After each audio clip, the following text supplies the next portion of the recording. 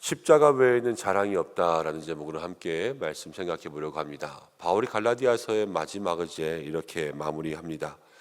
육체의 자랑, 이제 육체의 모양을 억지로 갈라디아 교회들에게 강요하려는 그러한 교직 교사들에 대해서 이야기하면서 바울은 십자가 이외에는 자랑이 없다 그랬습니다. 거짓 교사들은 육체의 자랑을 갈라디아 교회에 이야기하려고 했는데 왜 그랬냐면 12절 말씀 가운데 이렇게 나옵니다. 그리스도의 십자가로 말미암아 박해를 면하려 함뿐이라. 십자가를 믿는 사람들이 박해를 받았던 거예요. 이 박해를 피하기 위해서 다른 도에 빠졌습니다. 예수 그리스도의 십자가만 붙들고 있는 삶이 그 당시에는 박해의 삶, 핍박의 삶이었던 거죠. 그렇지만 바울은 그 십자가를 붙잡는 삶에서 나는 십자가 위에는 자랑할 것이 없다 이렇게 이야기했습니다. 저는 교회에 있다가 이렇게 주일이든 아니면 평일이든 교회 성도님들의 차가 들어와 있다가 못 보던 차가 들어와 있으면 거기 가서 이렇게 봅니다. 봐서 새 차가 들어와 있거나 아니면 차를 바꾸신 성도님들 이렇게 보면요, 기다리고 있다가 누가 와서 차 문을 열면 그 차에 그냥 넙석 탑니다. 그리고 그 차에 타가지고 같이 앉아서 기도를 해요. 하나님, 이렇게 새로운 차를 바꿀 수 있도록 해주셔서 감사합니다. 왔다 갔다 할 때마다 사방팔방을 다 지켜주시고 또 하나님께서 핸들을 잡는 손에 함께 해주시고 이 새 차를 통하여서 또 하나님께서 모든 길을 갈 때마다 그 길이 은혜의 길이 될 수 있도록 역사해 주옵소서. 이렇게 기도합니다. 제가 기도하는 이유는 아주 옛날인데요. 교회에 있는데 어떤 집사님이 찾아오셨어요. 그 집사님이 차를 바꾸신 거예요. 새 차를 끌고 오셨더라고요. 그래서 저한테 이렇게 이야기하는 거예요. 남편분이 교회를 안 다니시는데 차를 사갖고 오자마자 막걸리를 4바퀴 귀퉁이에다 뿌렸대요. 그러면서 안전운행할 수 있도록 해달라고 막걸리를 바퀴마다 뿌리고 그 차에다 절을 했다고. 그래서 목사님이 기도를 해줘서 영적으로 그 막걸리의 기운을 없애주셔야지 내가 이 차를 탈 수 있을 것 같으니까 기도해달라고. 그러면서 제 마음속에 생각이 됐어요. 아, 이런 영적 싸움도 있을 수 있구나. 차를 살 때에도 뭐를 할 때도 시작할 때마다 기도해야 되겠구나. 그러면서 그 이후에는 새 차가 볼 때마다 기도합시다. 저한테 기도해달라고 하지 않으셔도 제가 붙들고 기도합시다. 그러면서 그 차를 붙들고 기도합니다. 그리고 나서 이렇게 우리 교회에 김희 집사님도 주차 안내하실 때마다 그렇게 하시더라고요. 꼭 이렇게 교인들의 차가 보이면 이렇게 보고 있다가 제 차 앞에 주머니에도 요만한 나무 십자가가 이만큼 있거든요. 그래서 차들마다 그 십자가를 하나씩 걸어드립니다. 이렇게 룸미러 그 사이에 십자가가 보일 수 있도록 하는 거죠. 여러분, 그런데 차 안에 십자가를 걸어놓는 것이 가만히 생각해 보시면 십자가가 기독교의 상징이기도 한데 그 십자가는 예수님께서 돌아가신 처형의 틀이에요. 다른 말로 얘기하면 사형을 시킨다 그러면은 전기의자에 앉아서 사형을 할 수도 있고 목매다는 교수형을 가지고 사형을 할 수도 있지 않습니까? 근데 십자가도 그 사형의 틀이었단 말이에요. 그러니까 어떤 의미에서 보면 여러분들이 차에 십자가를 달고 다닌다 그러면 그 차에 전기의자를 달고 있거나 아니면 교수형 밧줄을 달고 있거나 그거랑 똑같은 거예요, 사실은. 예수님이 처형당했던 틀이니까. 예수님이 전기의자에 앉아 계셨다면 여러분들 전기의자를 달고 있을 거고, 예수님이 만약에 교수형에 돌아가셨다면 여러분들은 밧줄을 달고 있을 거 아닙니까? 여러분, 기독교의 상징이요, 무엇인가 이기고 승리한 그런 상징이 아니라 고난의 상징, 그 죽음을 통하여서 우리를 대속하여 주신 그 용서의 상징, 구속의 상징, 대속의 상징이 십자가란 말이에요. 근데 그 십자가 때문에 그 초대교회의 갈라디아 교회 성도들은 박해받는 것을 피하기 위해서 다른 복음에, 다른 이단에 그렇게 빠져가고 있을 때, 아니다, 나는 지금 십자가 이외에는 자랑할 것이 없다. 오직 예수 그리스도의 고난만, 나를 위해 피 흘리신 그 십자가만 자랑하고 그 십자가가 나를 살렸다라는 것을 바울은 갈라디아 교인들에게 자랑하고 있는 거예요. 그러면서 바울이 나중에 뭐라고 이야기하냐면 누구든지 나를 괴롭게 하지 말라 17절에 내 몸에 예수의 흔적을 가지고 있다 이렇게 이야기했습니다. 내 몸에 예수의 흔적을 가지고 있다. 이 예수님의 흔적이라는 것은 바울에게도요 선교여행 복음을 전하면서 많은 고난 받았지요. 이 예수의 흔적이라는 것은 바울에게 고문의 흔적을 이야기하는 거예요. 바울이 나도 할례 받았어 그러면서 육체의 할례의 흔적을 가지고 있다는 것이 아니라 예수의 흔적이라는 것은 복음을 위해서 돌멩이 맞고 찢어지고 그리고 채찍 맞고 맹수와 싸우고 사자에게 물리고 또 배에 빠지고 그러면서 했던 그 모든 예수의 흔적을 자기의 몸에 가지고 있는 것이 바울에게 도리어 자랑이 되었다라는 것을 이야기합니다. 여러분 우리가 우리의 삶에 이 예수님의 흔적 십자가를 붙들고 살아야 될 줄로 믿습니다. 바울을 생각해 보면요 여러분 십자가를 가지고 있는 것 살면서 우리가 십자가를 가지고 살잖아요. 그럼 이 십자가가 여러분 우리의 몸에 어디에 있습니까? 여러분 지금 십자가를 가지고 살고 있습니까? 내 삶에? 예수님이 십자가 붙들고 삽니다 이렇게 기도하잖아요. 오늘도 십자가 붙들고 11월을 살게 하여 주시옵소서 이렇게 기도할 거 아닙니까? 여러분들은 십자가를 어디에 붙잡고 있어요? 우리의 마음에 붙잡고 있죠, 그렇죠?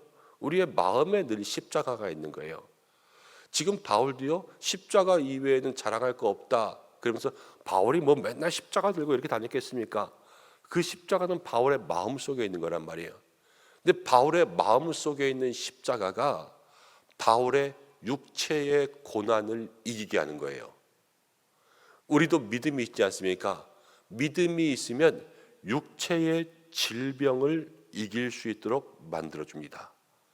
믿음이 있으면 우리 삶의 고난과 어려움을 이길 수 있도록 만들어주고 정말로 시험과 환난이 내 삶을 괴롭혀도 믿음이 있으면 이길 수 있고 내 안에 십자가가 있으면 어떠한 어려움이 와도 그것들을 감당하고 인내하고 마침내 승리할 수 있도록 우리 주님께서 그렇게 우리를 붙들어 주시는 거예요. 십자가를 가지고 있다라는 것은 참 중요한 겁니다. 그리고 바울은요 또 하나 예수님의 흔적 자기의 육체 가운데 고난이 있고 내가 시험 받은 거에 대해서 갈라디아 교인들에게 자랑하면서 그렇게 이야기했습니다. 이 예수의 흔적은 바울의 육체 가운데 있었던 거죠. 때로는 맞고 상하고 찢기고 그랬던 모든 그 살갗과 피부와 몸의 흔적들이 바울에게는 겉으로 남아 있었어요. 그런데 그 겉으로 남아 있는 흔적들이요 바울의 마음을 도리어 지켜줬어요. 내가 상처난 곳, 내가 흉터난 곳 그런 것을 볼 때마다 아, 내 마음에 이거 예수님을 위해서 고난받았던 것 그런데 그때 예수님이 나를 지켜주셨지. 아, 내가 이거 어디 선교하면서 그때 예수 이름 위하여서 내가 사람들한테 박해받았던 것 그런데 지금 살아있는 거 보니까 하나님이 나를 지켜주셨구나. 또 사자에게 물릴 때 그래 내가 그때 전도하다가 잡혀서 사자한테 물렸지 버림받았지. 그런데 예수님께서 천사를 보내어서 나를 사자의 입에서 구해주셨구나.